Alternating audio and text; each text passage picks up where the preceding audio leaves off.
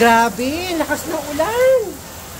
Kawawa yung mga batang umuuwi. Galing pa namang eskwelahan. Napakataas ng, pakalakas talaga ng ulan. No, kailangan ko i-PM si Mayor. Sabihin ko, i-announce na walang pasok bukas. Mayor, please, paki-announce na wala na pong pasok bukas. PS. Salamat. Lakas talaga. Mga bata, kawawa, nababasa na.